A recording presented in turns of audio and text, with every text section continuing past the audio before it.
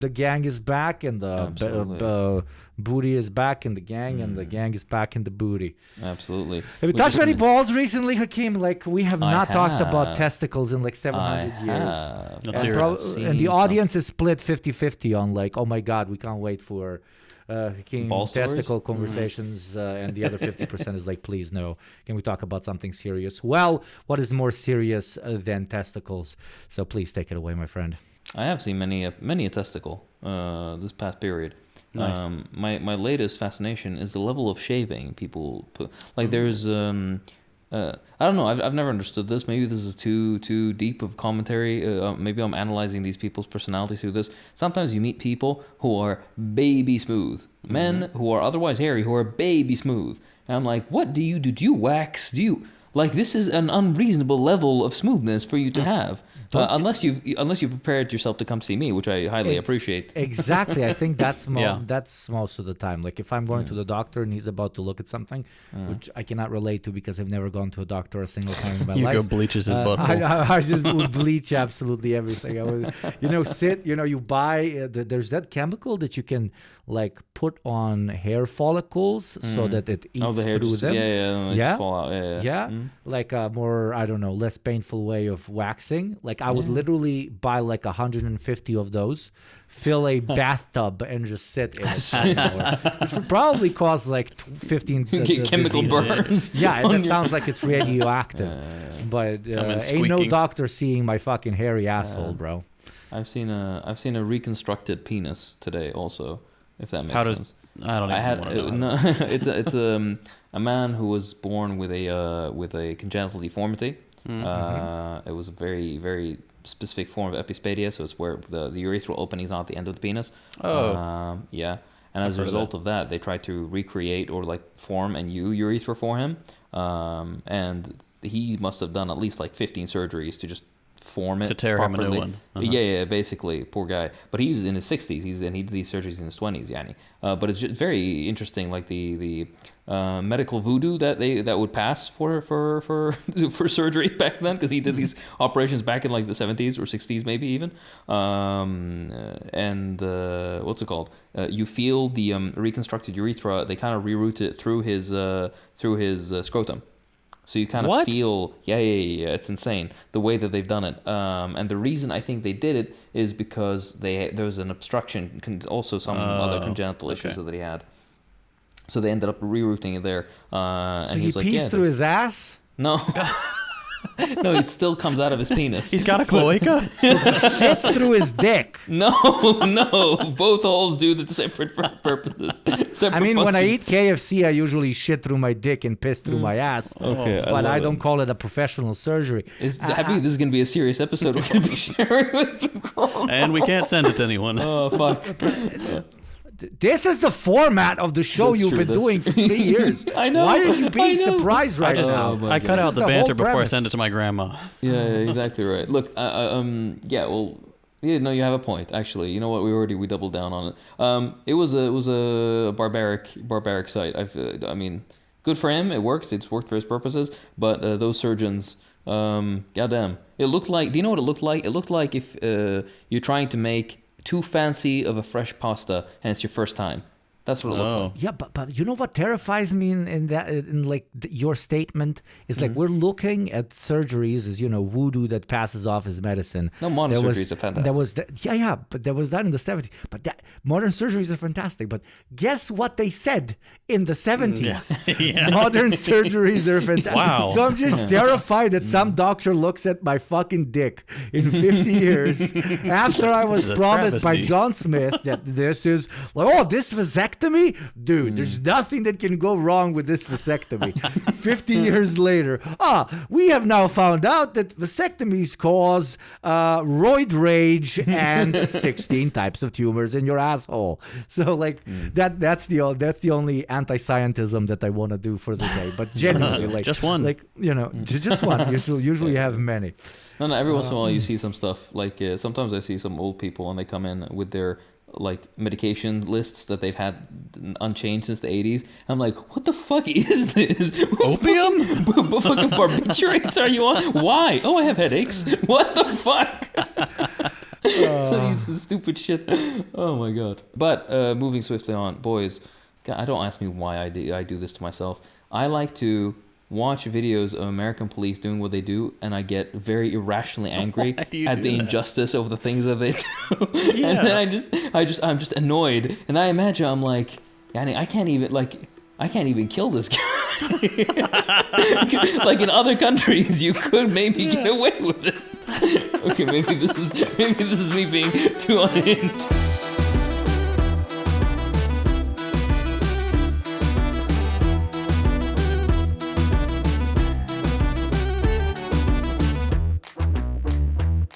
Hello, everybody, and welcome back to the Deprogram.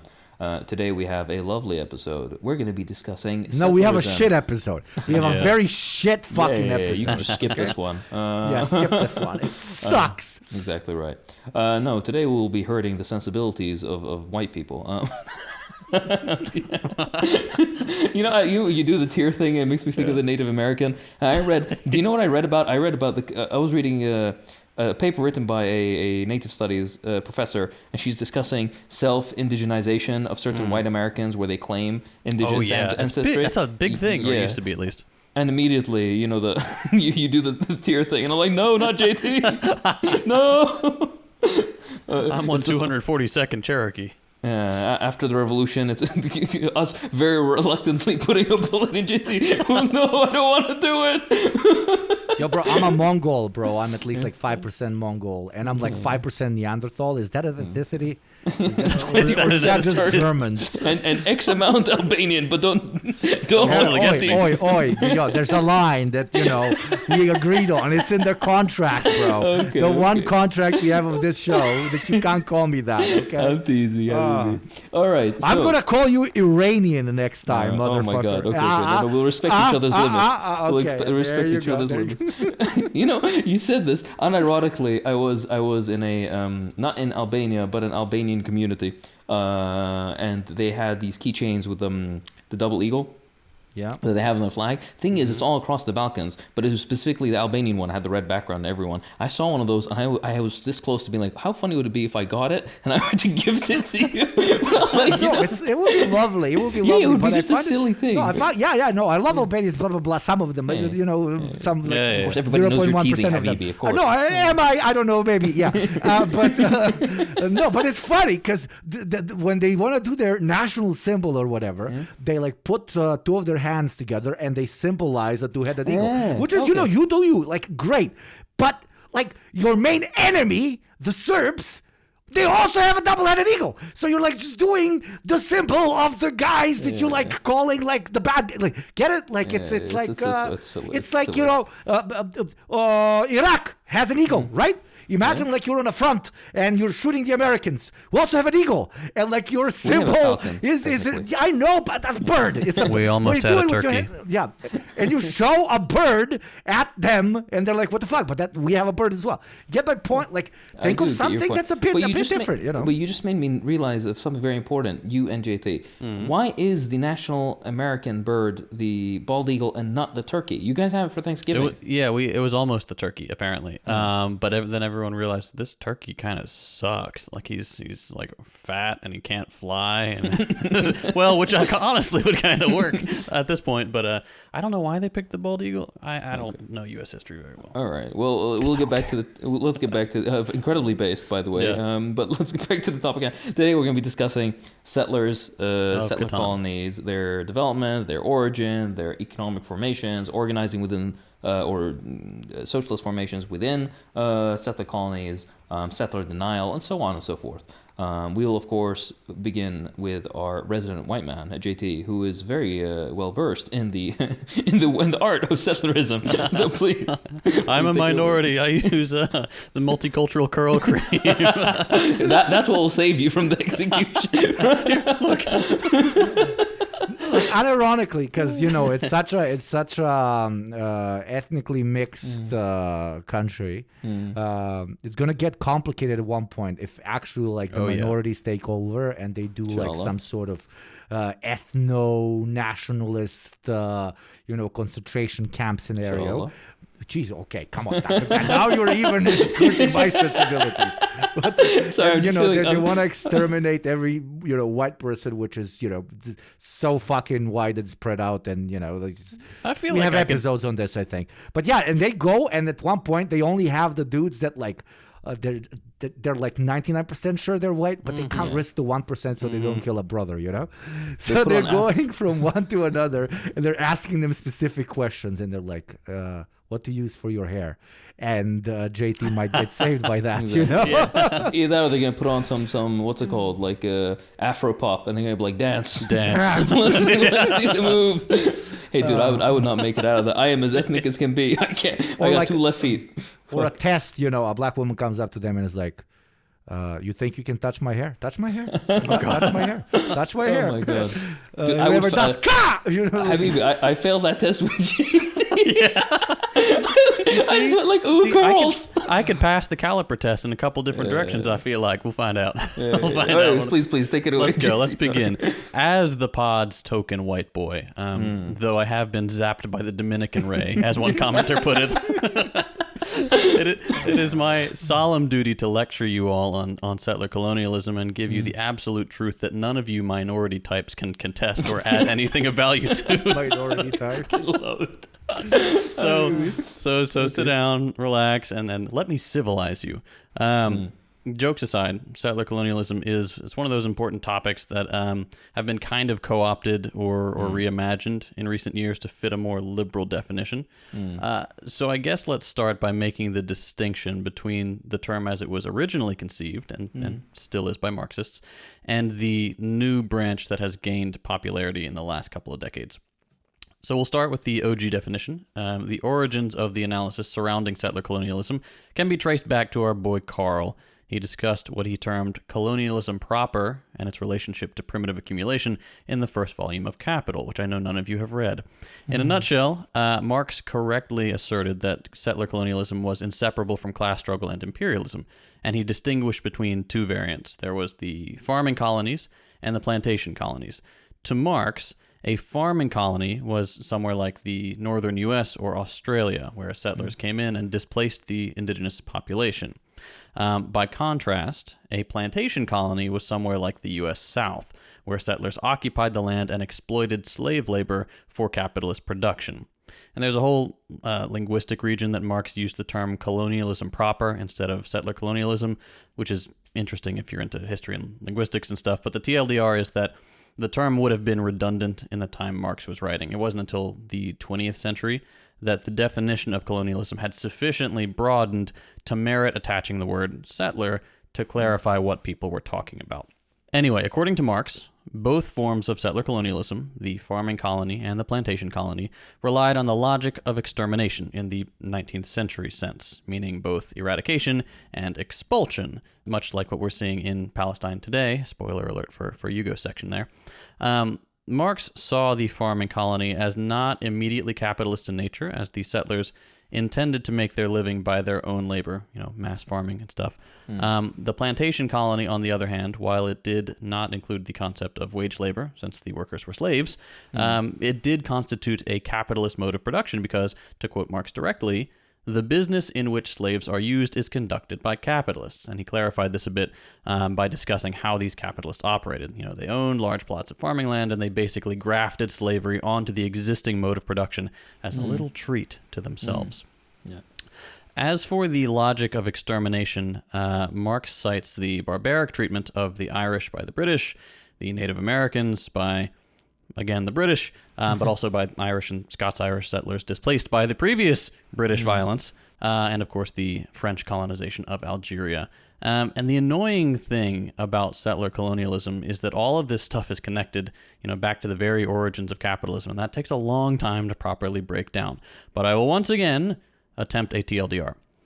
The British process of enclosure between the 16th and 19th centuries was a key mechanism in primitive accumulation and helped to kickstart imperial expansion.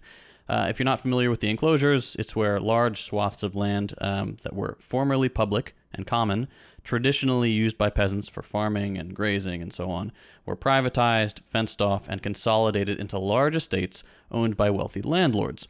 And this was all done legally through the parliament under the direction of these landlords, officially stripping peasants of their rights. That is a big problem because now masses of people have no means to support themselves. So, what happens? They become wage laborers in developing industries and are moved into urban slums, forming the proletariat for industrial capitalism. The state backs the landlords, criminalizing resistance and punishing dissenters by, for example, destroying peasant homes. Enclosures allowed landlords to shift from feudal subsistence farming to profit-driven agriculture, such as sheep farming for wool and large-scale grain production. And this transition was crucial for supplying food to growing cities and raw materials for early capitalist industry. Now, how does that relate to settler colonialism? Well, as capitalists accumulated ever more wealth and power, they could invest that wealth in industry and colonial ventures. The profits from the enclosures and the resulting industrial boom helped fund Britain's colonial expansion, notably in Ireland and India and the transatlantic slave trade. Dispossessed peasants, now forced to adapt or die, fled their dire conditions in England and Ireland and became settler colonists in places like North America and Australia. These colonists, the formerly displaced and abused, used physical violence against the native populations to gain a foothold, and then, as their former masters did, weaponized their new legal system to legally expropriate land and expel the indigenous peoples. Again, clear parallels can be drawn to more recent colonial projects here. Now, let's fast forward a bit to 1928 and the Comintern's Second Congress on the National and Colonial Questions. You never say the communists never came up with good names for stuff. Here, the Comintern expanded on Marx, Engels, and Lenin's earlier work on colonialism and drew clear distinctions between settler colonies and other forms of colonialism. Settler colonies like the US, Canada, and Australia were classified as extensions of imperialist capitalism, where indigenous populations were exterminated or marginalized. The notion of race and the concept of whiteness were now also factored into the equation, emphasizing that these settler colonies were white settler colonies. The other primary form of colonialism was typically seen as how settlers behaved in places like India, Java, Egypt, most of Africa. These were places where the established societies were still pre-capitalist, and social structures were often tribal. The conditions they weren't right for settler colonialism because the existing social and economic structures kind of prevented it from being appealing for mass migration by white European colonists. And that's not to say that these other colonies weren't exploitative and destructive, because they were. They were just different, more of like a white upper crust on the society and extractive plunder rather than the total eradication and replacement of the native population. But as we can see, both forms of colonialism are inextricably tied to capitalist imperialism, which brings us to the modern problem, which is redefining settler colonialism, right? While Marxist theory surrounding settler colonialism continued to develop and refine its critique, and still does to this day, with thinkers like Frantz Fanon, Arjuri Emanuel, Samir Amin, and others producing monumental works over the decades, a new form of analysis as an academic field emerged in 1999 with Patrick Wolf's work, Settler Colonialism and the Transformation of Anthropology. Now, Wolf framed settler colonialism as a distinct, quote, logic of elimination, entirely separate from capitalism and imperialism.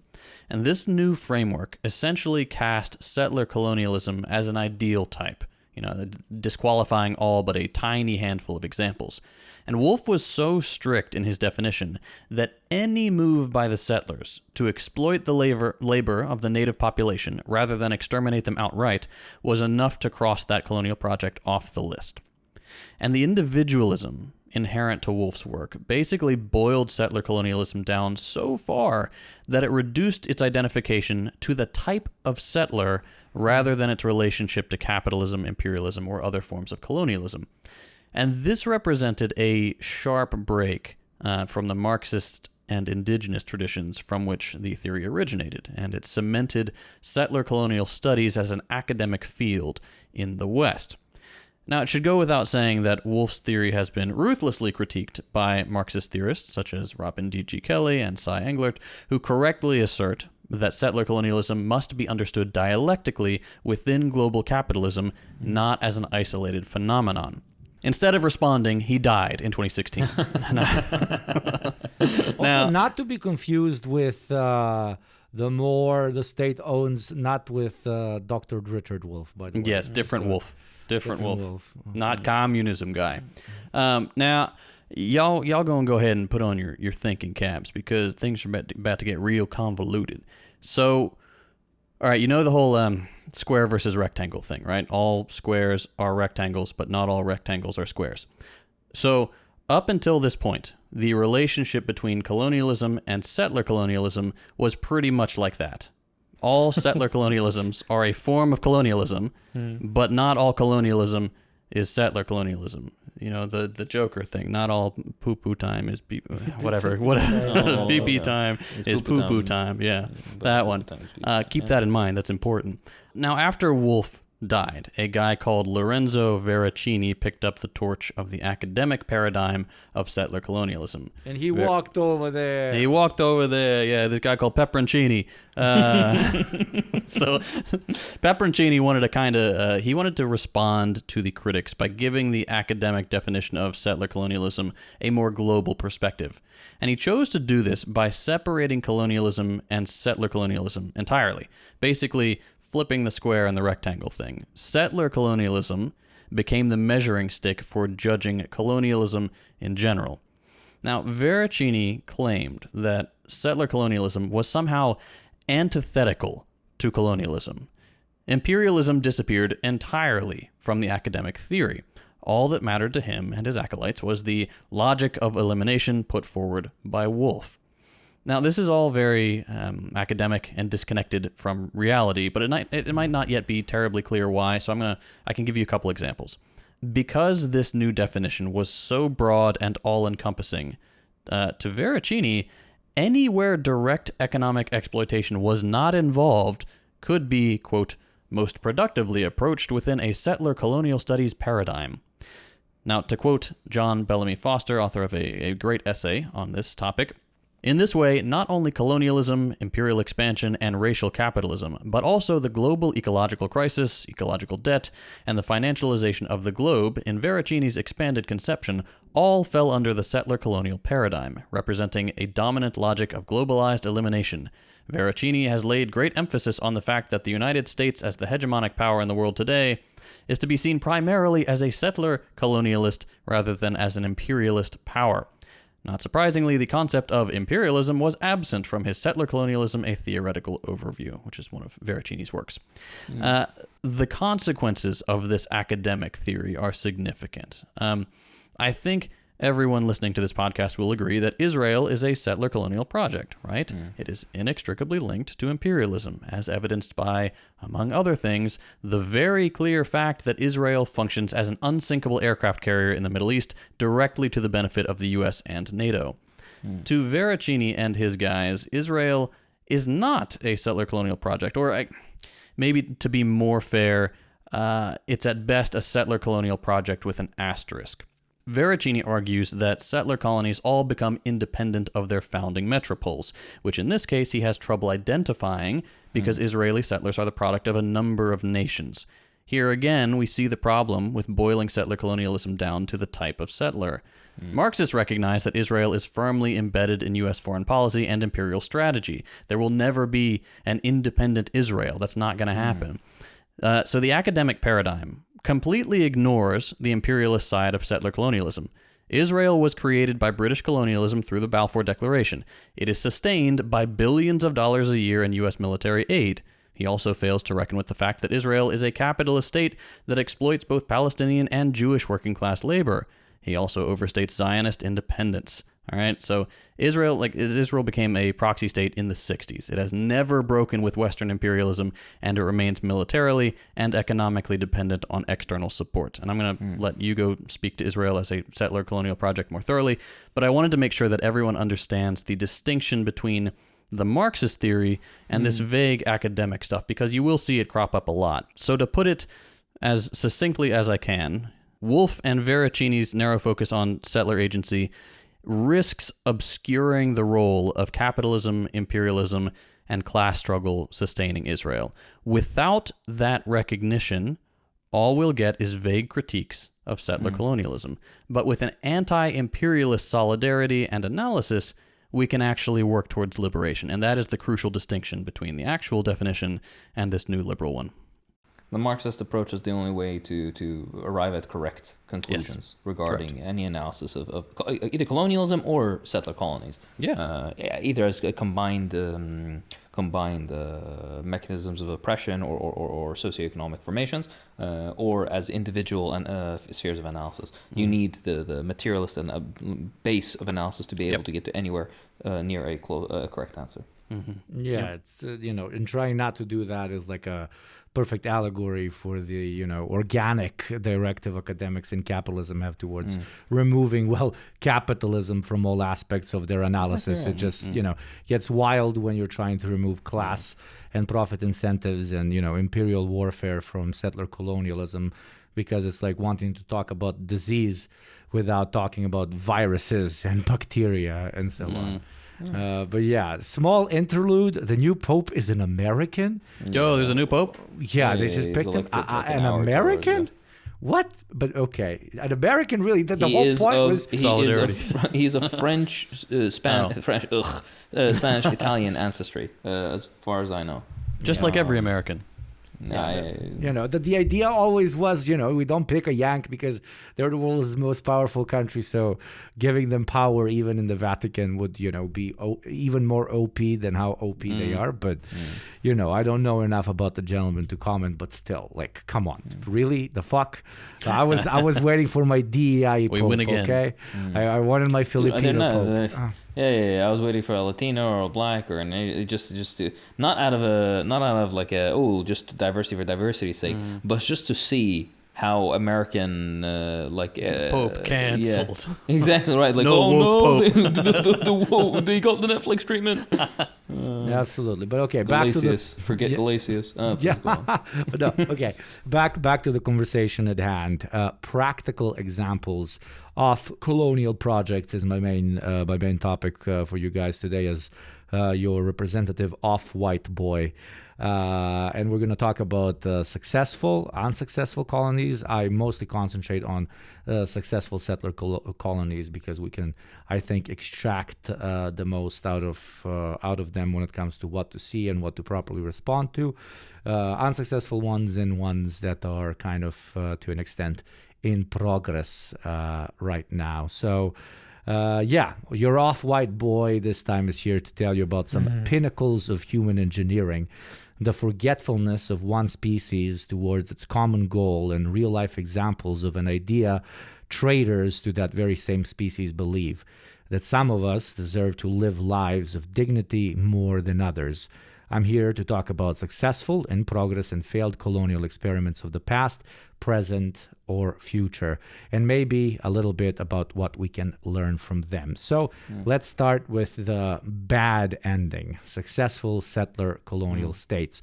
Today's pinnacle of progressive thought, rainbow flags on cafe windows and compost disposal cans at every corner.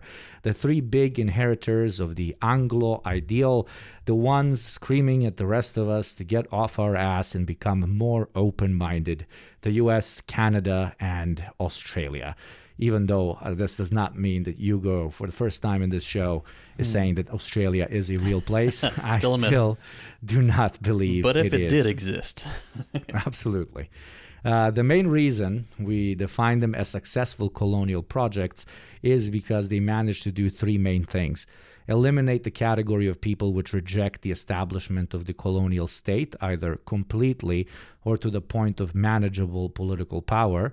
Complete acceptance of the international community of the colonial states not as warmongering genocidal maniacs that they were and are, but equal members of the global community of nations. And finally, the establishment of a domestic market economy managed by the local capitalist class. The success of these three projects teaches us that not only can history be rewritten, but that through sheer, unadulterated, and extreme brutality, a state can bathe itself in so much blood that the red seeping through its pores becomes the new definition of clean.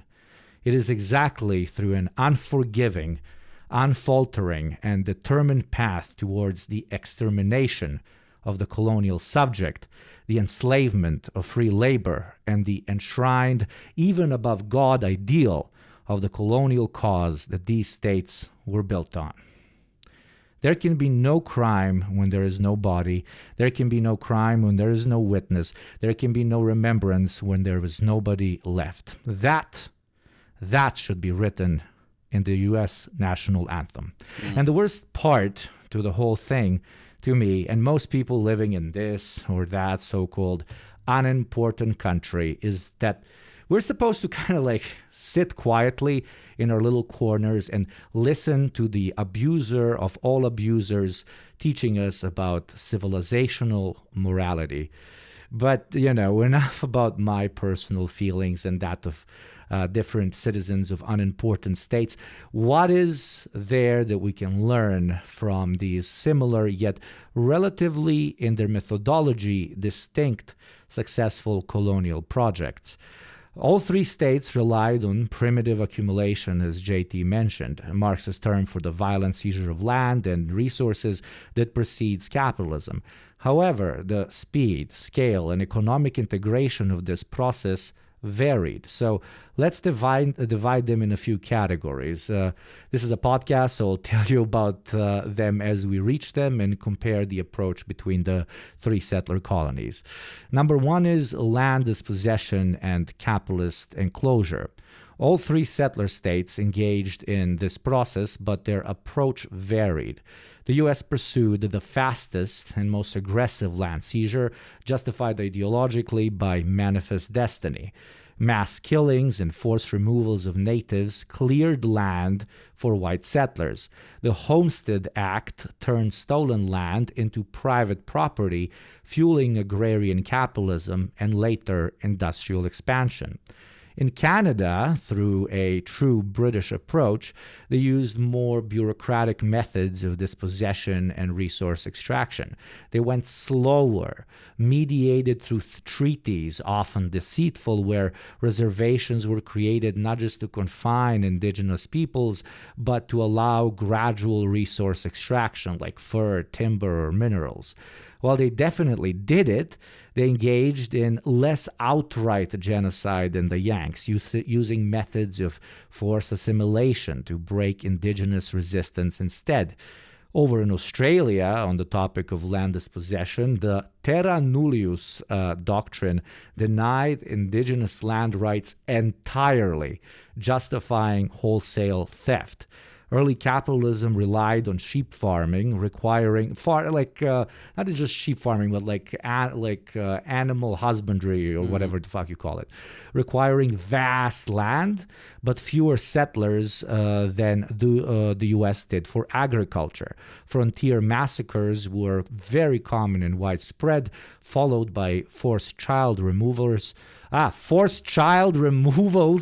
to erase indigenous identity. So, TLDR, the U.S. prioritized rapid capitalist expansion. Canada used legal bureaucratic mechanisms, and Australia relied on open denial of indigenous existence as a whole. Moving on to labor exploitation and racial capitalism. Settler colonialism required a racialized labor system to sustain capitalist accumulation, as we learned from JT. Each state developed distinct hierarchies.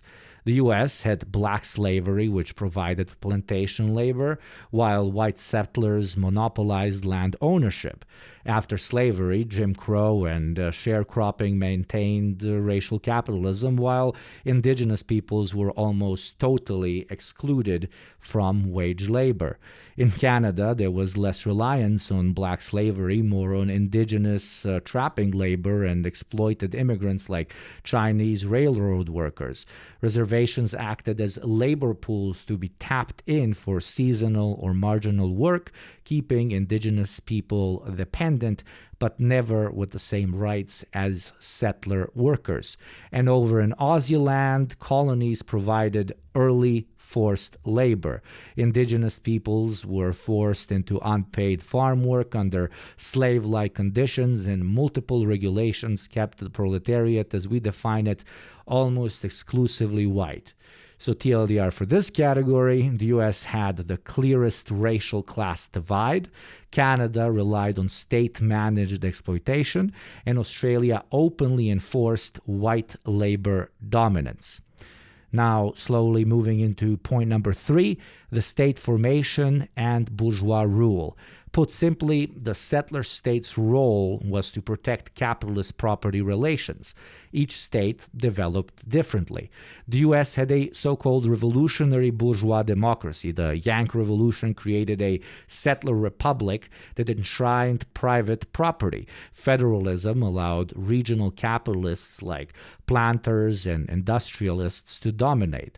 Canada, contrastingly, remained tied to British capital a lot longer, with a centralized state managing this settler dispossession.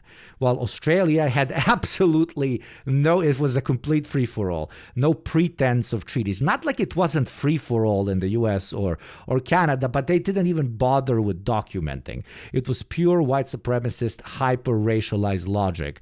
Ironically, though, and why we always scream about, intersectionalism, it had very strong labor movements, but only for white workers, excluding indigenous people. So TLDR, the U.S. had decentralized was decentralized and capitalist-driven. Canada was state-managed, and Australia was openly white supremacist. And there you have it, the core differences. The U.S. settler colonialism was fastest, most violent, and most capitalist. Canada's was bureaucratic and state-managed, and Australia's was openly white supremacist with farming capitalism. So core takeaways: kill everyone who can complain, force everyone else in line, create an overarching ideology that either excuses or decontextualizes your crimes, and profit. And that was the long section, the bad ending, the successful ones. What about unsuccessful settler colonial states? Few examples can be South Africa, where despite centuries of white settler rule and apartheid, the black majority eventually reclaimed political power through struggle. While economic domination by white capital persists, the settler colonial project was not fully consolidated. Or Algeria, where French settlers ruled for over a century, but the incredibly courageous Algerian Revolution expelled them and reestablished indigenous sovereignty. Or Zimbabwe, formerly known as Rhodesia, where white minority rule under British colonialism and later... The biggest Twitter losers. Yeah, exactly. And they still exist for some reason. And then later, Ian Smith's Rhodesia was overthrown by a liberation movement leading to a black majority rule. Or even Northern Ireland, where British settler colonialism established a Protestant dominant state, but Irish nationalist resistance, including the IRA, prevented full assimilation, leading to a contested power-sharing arrangement. All of these anti-colonial movements and many, many, many, many more deserve a Deprogram episode of their own. Hell, I would argue that even the Third Reich, inspired by the successes of American colonialism with its own manifest destiny, the expansion of Lebensraum and the repopulation of Central and Eastern Europe by German Nordics, was a failed settler colonial project as well.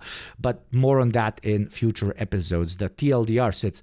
This is the word of today's show, and I hope Hakeem uses it as well. Thank you for the inspiration, JT. You got it. That colonial resistance is successful when the resistance is successful. The merciless, key word, the merciless destruction of the ideological state, military, paramilitary, and police apparatus that maintains it is the only path forward. Now, some of these, the settler colonial project will try to manipulate and redefine as something else. A great example is Israel with its active settlers in the West Bank.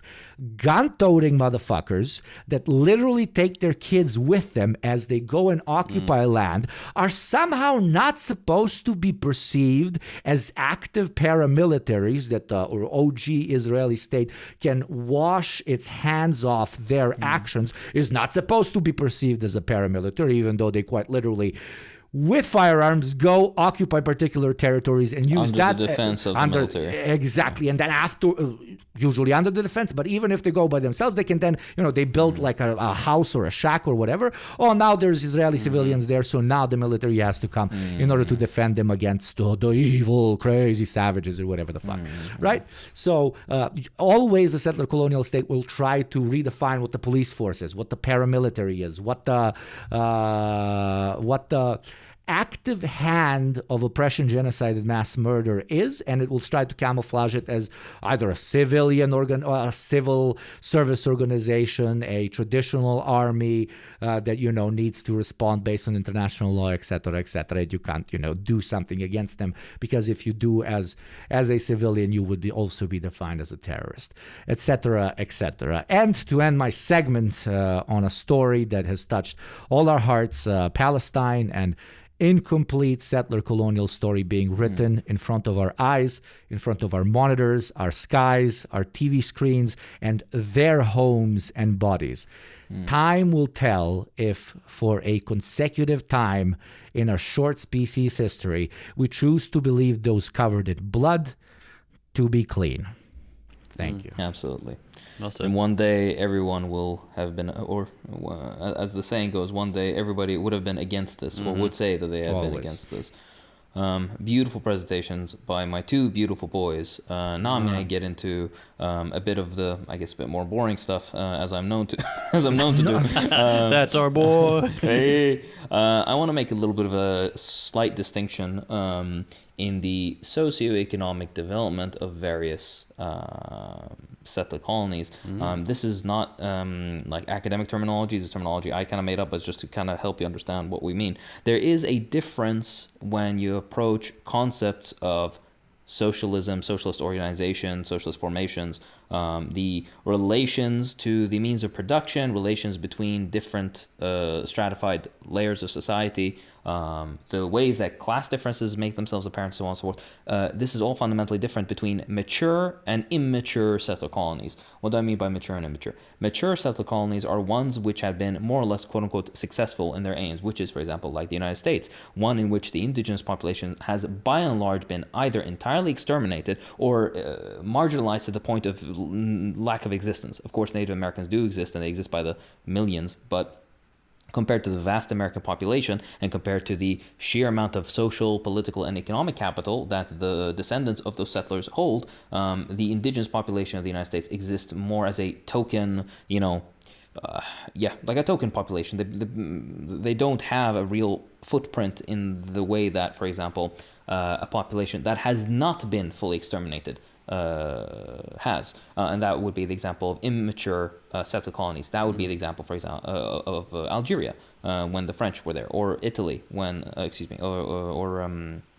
or Libya when the Italians took over. At one point, 1/3 of Libya's population had been Italian, and then afterwards, with their own war of liberation following the defeat in World War II by fascist Italy and so on and so forth, and they managed to regain their independence, and this is extending over a long period of resistance, covered in the personage of Omar Mukhtar. There's a fantastic movie that everybody should watch called Lion of the Desert, which covers his life and the nature of his resistance movement. Absolutely fabulous movie. You have to watch it. But I'm getting sidetracked. When it comes to another example of an immature settler colony, as in one that has not completed its aims, Palestine is yet another one of those. And that's why you see these incredibly blatant and clear attempts at genocide going on. You see it on your phone, on your screens every day. These same scenes happen in the United States, probably far worse, because there was no even concept of there's barely a concept of human rights nowadays, but you understand what I mean. They didn't have to think about optics in the least, right? These were savages, these were less than humans, these were barbarians. They had nothing to do with civilized Christian white European mentalities or political structures. As a result, deserve to be destroyed.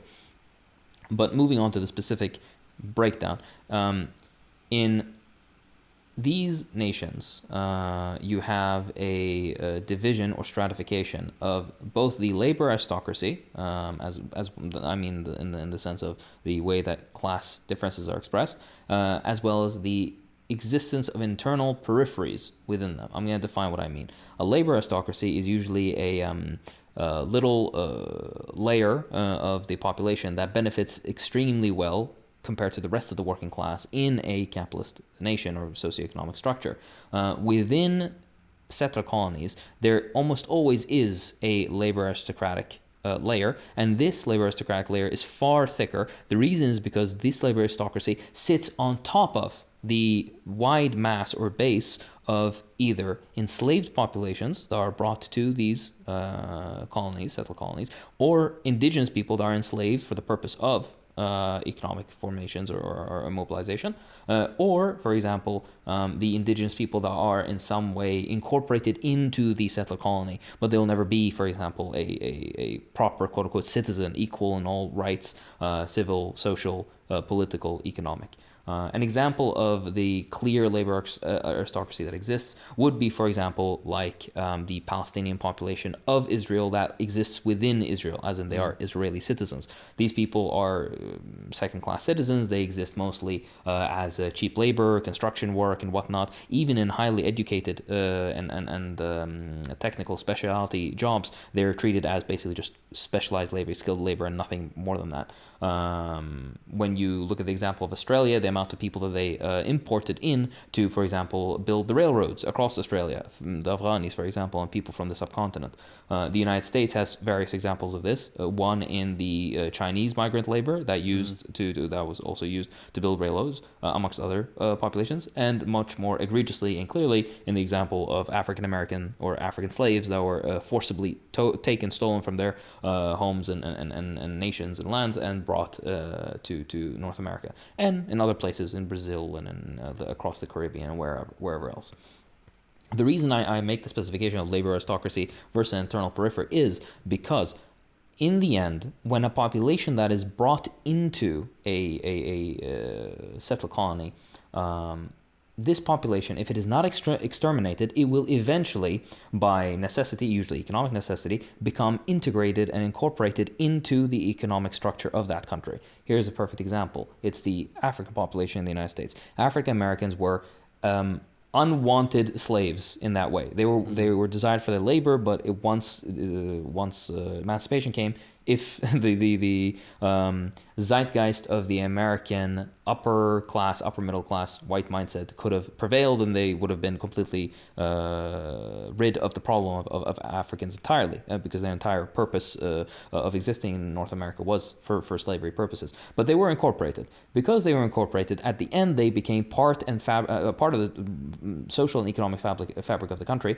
but they remained oppressed by the same processes of oppression that existed under slavery, just under different terms. This took the form of the various extended prison sentences that they get, or sharecropping, or Jim Crow laws, or whatever else, up until the modern day, where you see that African Americans are discriminated against in every sphere of existence.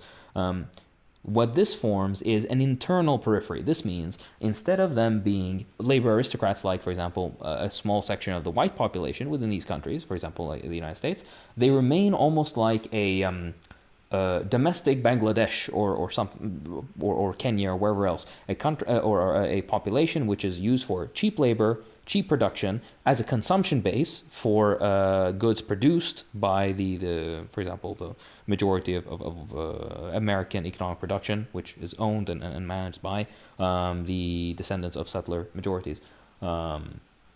As well as exists to scapegoat, just like slaves we used to scapegoat for any sorts of, they're blamed for crimes, they're blamed for social misconduct, they're blamed for so on and so forth. That's the reason that I want to specify these differences. Internal peripheries will always form if there is a continued existence of this previously marginalized population. These can either be populations that are important, or they can be populations that were the former indigenous people, who are of course still indigenous, but who have been subsumed into the fabric of the settler colonial nation. Moving on, how does the approach to socialist organization work in these places? This is something that I want to really highlight.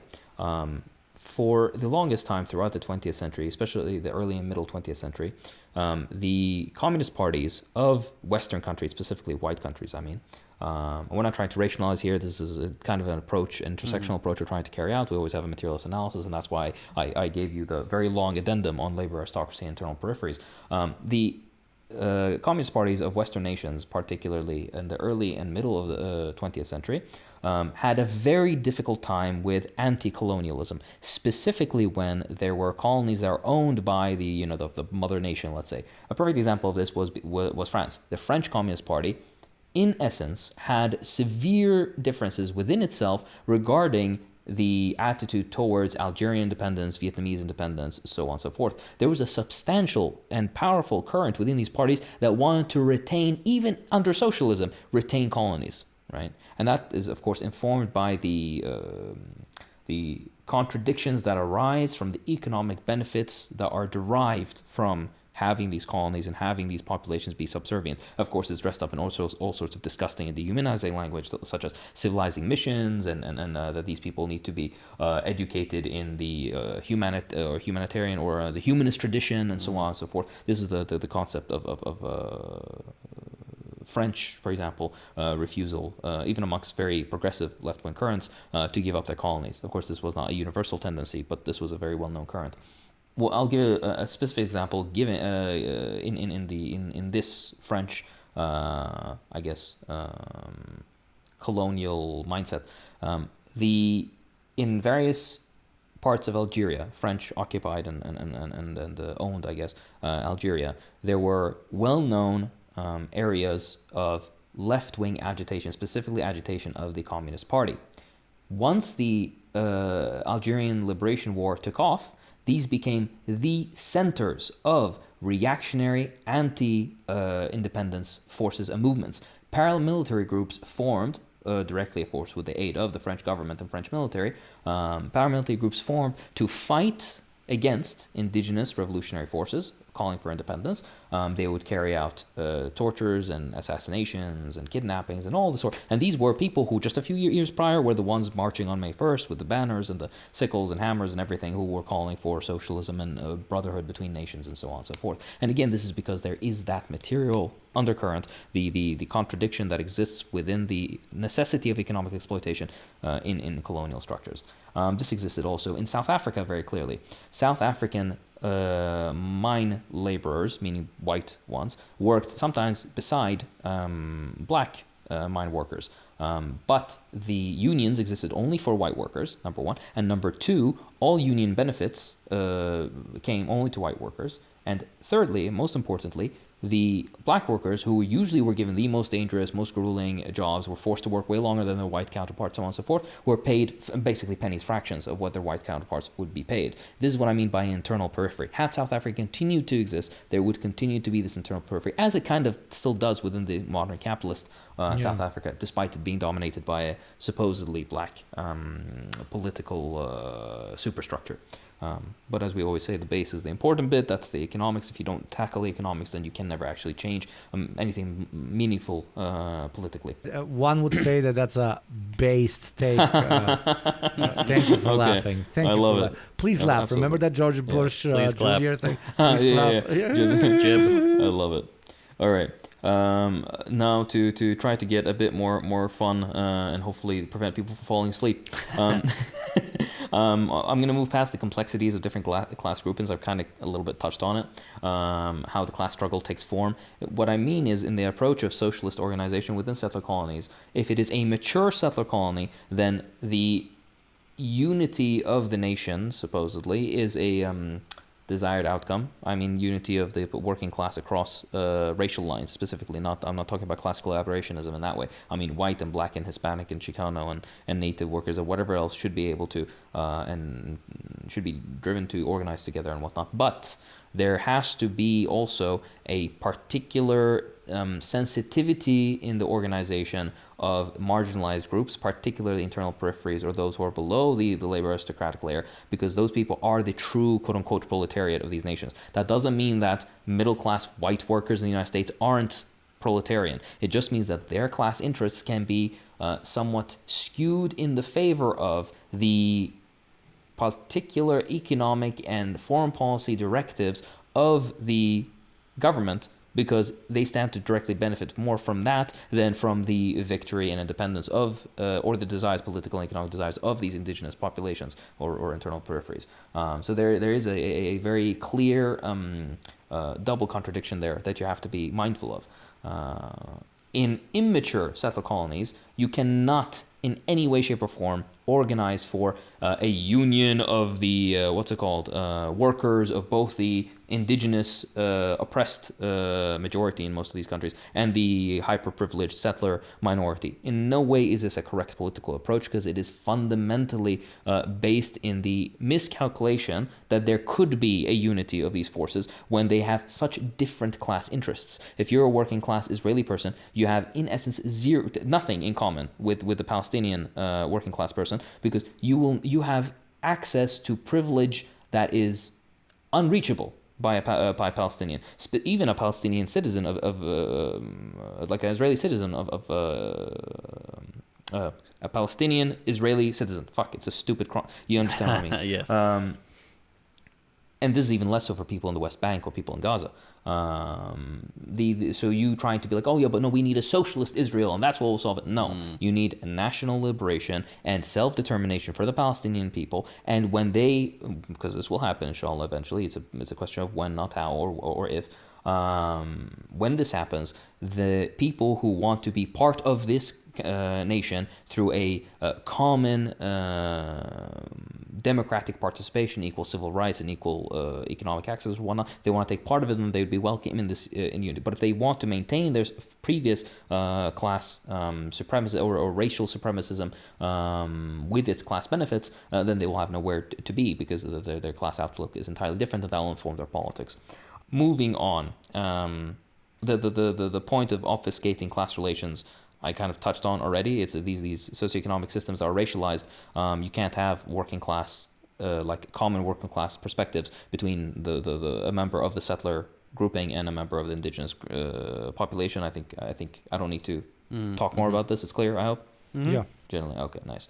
I'll get to my last two. This segment will discuss the stages of settler colonial denial. This was pulled from a work published in Native Studies, but the author of it was a person on Twitter, of all places, called Pasusu Maisi, who has since then deleted their account. But I did want to give them the credit. But I'll go through it and define with examples. So, when you discuss with people who live in settler colonies or people who want to defend older settler colonies that no longer exist or whatever else, you'll get 8 stages of their denial of their settler colonialism. The first one, and this is the most common one that you hear, is that they simply didn't exist, right? They'll deny indigenous presence in a given area or country or province. They'll deny indigeneity of this population. They'll claim that they were settlers as well, that they moved in from elsewhere and took out a native population with very little evidence or very skewed perspectives on historical tendencies. If something happened in 3000 BC, well, you can't compare it to something that happened 60 years ago, right? Especially when we're talking in the present term. This kind of falls under the rubric of terra nullius that Hugo mentioned.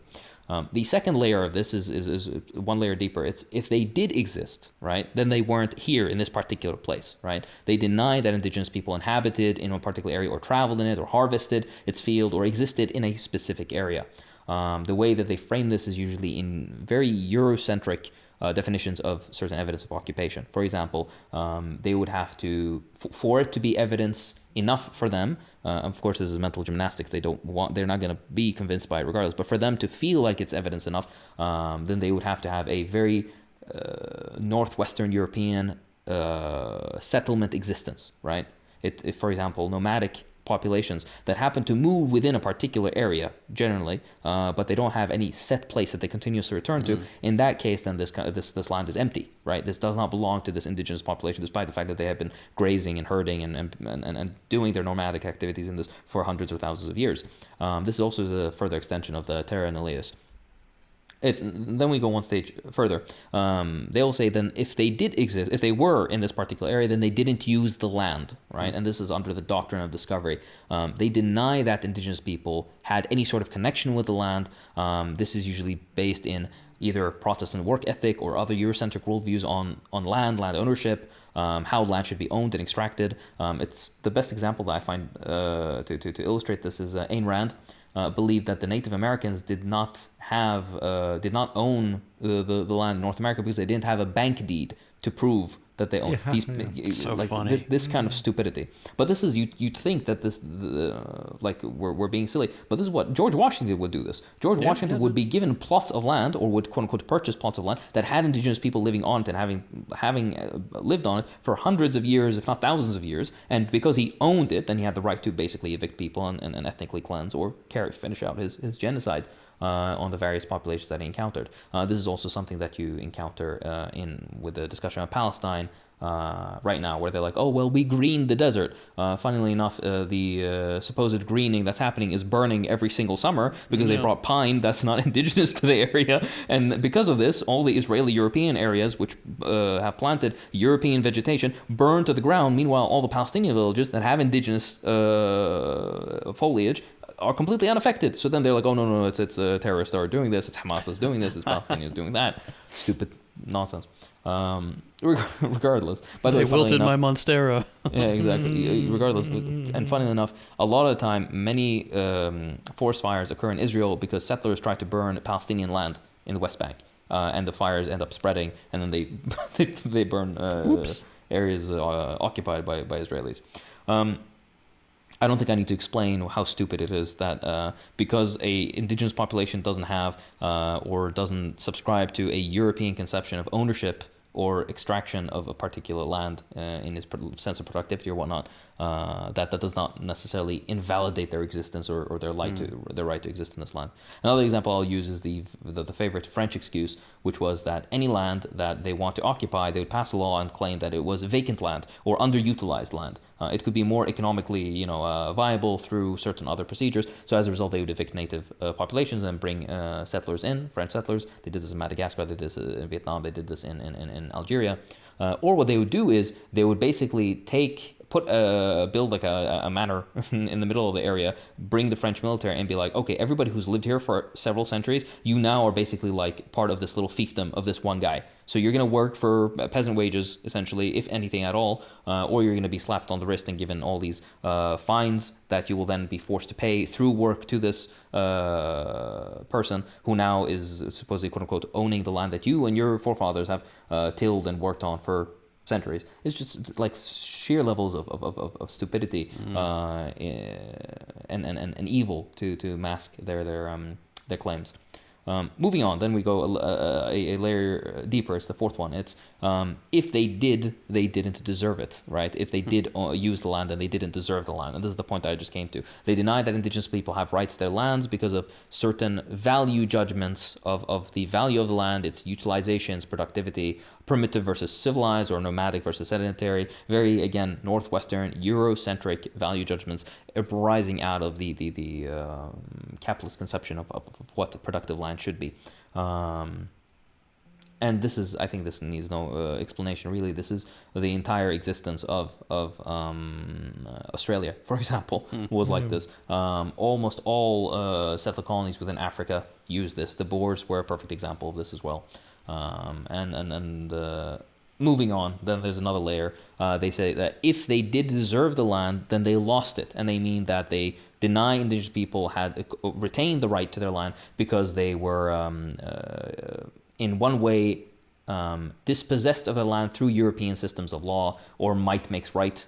Basically, they were they were forcefully evicted from their land and not allowed to return to it, and then basically militarily prevented from doing anything. Isn't that one kind of honest though? like it's fucked up, but it's kind of honest. It's like might makes right. Like, Sure. we were conquerors. We fucking Yeah. killed your husband and your sheep, and you had to leave. Go fuck yourself.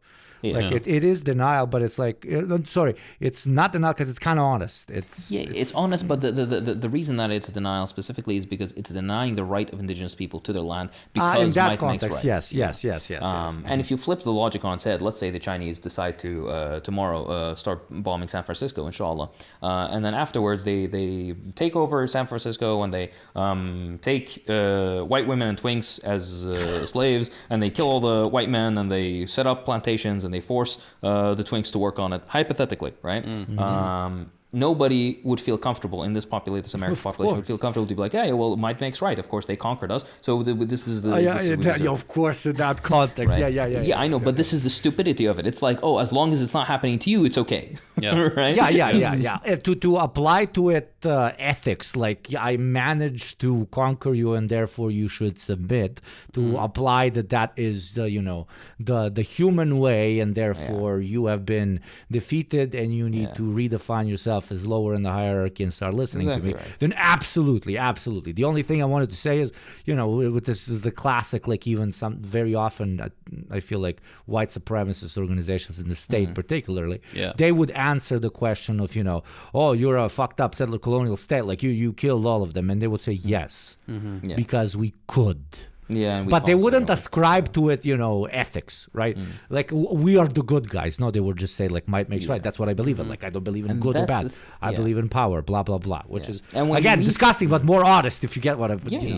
Of course. But when you meet idiots or you see stupid comments of a no profile picture Twitter profile, commenting, they'll say like, oh yeah, well might makes right and whatnot, and they're being stupid. But the people who try to make these might makes right arguments within political structures, people who actually have positions, these are the same people who, with another breath, through sheer hypocrisy, will talk about humanism, about human rights, equal opportunity for people, all this kind of nonsense. Either in the French example, our people's right to exist. It's absolutely. Exactly right. And it just needs to be outlined, right? That this is of course white, or not specifically, but just settler colonial. The settler colonial mindset is one of infinite contradiction, right? It's based purely on economic exploitation and military mobilization in order to carry out this economic exploitation, and anything else is just posturing. That's what Israel is. For example, it is a military occupation, a settler colony masquerading as a nation, right?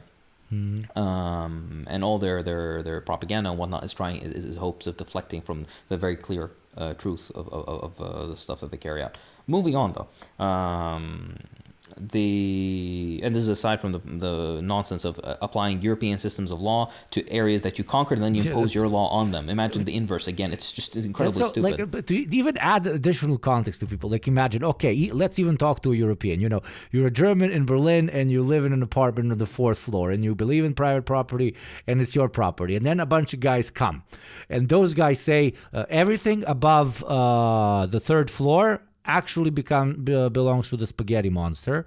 We are proud soldiers of the spaghetti monster, and we will now own every single apartment in the entire country above the 3rd floor. Like, what the fuck? That makes no fucking sense. And they're like, no. We are the civilized ones. Yeah. In our rules and regulations, everything above the 3rd floor refer belongs to the law book, the section of this piece of paper. This piece of, literally, look at this piece of paper. You're like, what the fuck? I can't even read this shit.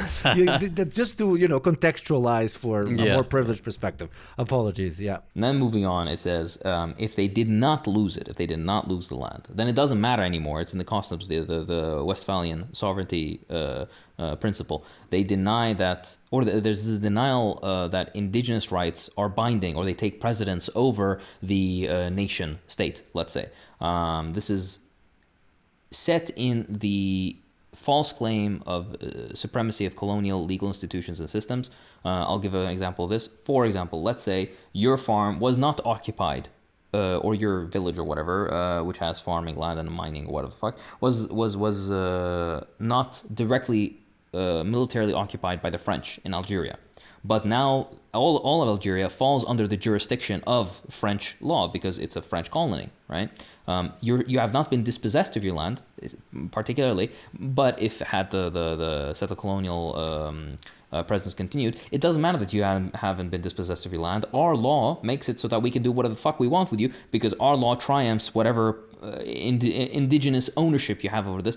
Even if we haven't taken it over, basically, it was never yours to begin with, because we control the entire state, essentially. This exists also in the United States, with the many reservations across that dot the American landscape. Native Americans, I guess on paper, their reservations have their own legal codes that they can kind of maintain themselves. But when push comes to shove, it's always American law that will dictate whatever goes on in there. Of course. Yeah. If all the indigenous reservations decide to start boycotting Israel actively, meaning as in they make proclamations and it's law and their things, you'll see how quickly they shut down the idea of them having any sort of indigenous rights, and so on and so forth. Then we move on. If it does matter that their ownership of their land, if this does matter, then the next stage of denial is that we need to move on, right? This is the liberal perspective. You deny the violations of indigenous rights. You deny that they require some sort of redress or reckoning or correction. Why do we need to talk about land back? Why do we need to talk about reparations? Like, what? It doesn't matter anymore. It was so long ago, right? This is based in usually claims that any sort of not retribution, that's not the right word, but any sort of correction of this would be disruptive or reverse racism or whatever. Or all of a sudden now it's time for equality. No. We're an equal nation with equal partners. Everybody should be the same. We're equal before the law, economically, socially, all this shit. That's when this nonsense comes out, after these people have been dispossessed over many centuries, decades or centuries. And this would be if the Israeli settler colonial project completes what it wants to do, which it would never, it cannot. But if it would, then would be the eventual argument that would happen, because they cannot get rid of all the Palestinians. There's too many people who are Palestinian who live outside of Palestine. There's too many Palestinians in the region around, and also there's too many Palestinians within Palestine itself. Eventually, if it were to subsume the entirety of Palestine and make the Palestinians submit in some way, then eventually you would start to see Israeli, liberal Zionists talk about, we need to move on. It was so long ago. Why do we need to correct this? Of course, 700 villages were completely ethnically cleansed, and we genocided you on several occasions. But this is all in the history. Like, I didn't do it. I wasn't the one who, all that shit, right? And then finally, you get to the most disgusting form of it, which is arguably the Israelis have jumped directly to, which is self-indigenization. It's if we can't move on from all that we did, then we are you. We are indigenous. They deny the separateness of indigenous people and their rights, and they try to then afterwards reduce indigenous rights to human rights. They claim indigeneity to themselves. This is taken in the example of white Americans who are like, I'm 186th fucking this or that tribe, and as a result, I'm part of this nation. You can't tell me anything. And in Israel, they they started from the first thing. They're like, no, we've always been indigenous to this land. Ignore that Israel has one of the highest, if not the highest, skin cancer rates in the entire world, while the native Palestinian population does not have this issue. Ignore that completely. We are perfectly indigenous to this nation. In fact, we are more indigenous than the Palestinians. And then you kind of loop in on the beginning. You loop back on the very first form of settler colonial denial, which is they didn't exist. These were the Palestinian people, never existed in this area. They aren't indigenous. They're actually just Arabs from fucking Timbuktu. I'm joking. There's, but they try to find whatever, They're the famous Timbuktu Siberian. always mentioned in this context. Yeah. Famous Siberian Arabs moved into Palestine. So that's the 8 stages we get to. And then finally, and this is kind of what I want to round off on today, it is the redundancy of settler excuses in the modern era. If you try to make a settler colonial nation nowadays, or if you're in the process of making one, like Israel is, you cannot rely on the excuses that, for example, descendants of white settlers in the United States rely on, which is, this was so long ago, I wasn't the one who did it. Like, if I was back then, I wouldn't think like this. All this bullshit, right? Now I think everybody should be equal. The liberal perspective that people have. In a place like Israel, you can't be this. You know exactly what's happening. You know the exact dynamics of how people live in Palestine. You know the oppression of Palestinians. You know that a genocide is happening. You know you directly benefit from this, right? You cannot deny what's occurring. So you have no excuse. You're morally and politically and also judicially incorrect. And eventually, when tribunals will be held and whatnot, anybody with any sense of political position which could have affected this that didn't would then face the necessary punishments that they require for carrying out genocide. Yeah, no, that's kind of the concluding point I want to get to. Settler colonialism in the modern era. In Arabic, we say it is something that is past its time and era, which basically means it's something that will not occur again. And the reason is because there is too much noise now. It's too clear. It's too obvious. News spreads too quickly, and populations have ready means at fighting back. Unlike, for example, random Native American tribes that could exist in one area, and then all the tribes around them could have been exterminated, and they wouldn't have really known because they're secluded enough by 30 kilometers of distance, right? Yeah. Nowadays, somebody can be killed on the other side of the earth, and you'd find out on Twitter 5 minutes later. And that's kind of my point. Because of this, settler colonies can't do the first step, which they love to do, quickly like they used to do, which is exterminate the population as fast as we can, so then we can jump to the liberalism of, no, it was in the past, it was a mistake, but now, what can we do? I mean, there's none of them left. They can't do that. So then that's why... You're right. I hope you're right. No, inshallah. And every settler colony exists to eventually crumble under the weight of its own contradictions, because these contradictions never escape. They'll just tear that nation apart. Either they'll be doomed to becoming basically hyper globalized by virtue of their own existence, their own socio-political ideology. We're a nation of immigrants, well, within the Canada, North America thing, or the contradictions that tear apart that society, where you have two very significant forces that try to resist each other, like in Palestine or in Algeria or Libya, for example. Eventually, one side will give, usually the National Liberation side, and the settler colony will be no more. What our purpose is, as leftists and Marxists, is to be educated, first and foremost. Second of all, to amplify voices of those who are from these indigenous communities, not in a tokenism way, but to actually actively listen to them, because they're the ones who are best educated in the historical and cultural context of their own oppression. And finally, it is to understand that there is no justice and there is no socialism without the appropriate correction or redress of the crimes that had been committed before. That doesn't mean all of a sudden that every single political position in the United States has to be staffed by a Native American. That's a liberal perspective on how it needs to be done.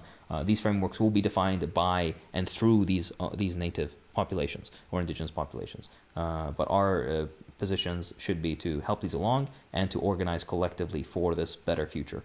Pursuing internationalism without addressing the settler colonial past is like trying to, I don't know, sprint with one leg. It's fucking, it's impossible. And our liberation lies in socialism for all, not for a settler colony, not for a labor aristocracy, not for a privileged sliver of the population against another racialized portion. No. Socialism is our liberation collectively, and our only true enemies are the class enemies, which is the capitalist class that every single minute of every single day exploits you and then pits you against your fellow workers for bullshit that doesn't need to exist. Let's go! Jesus Christ. Yes!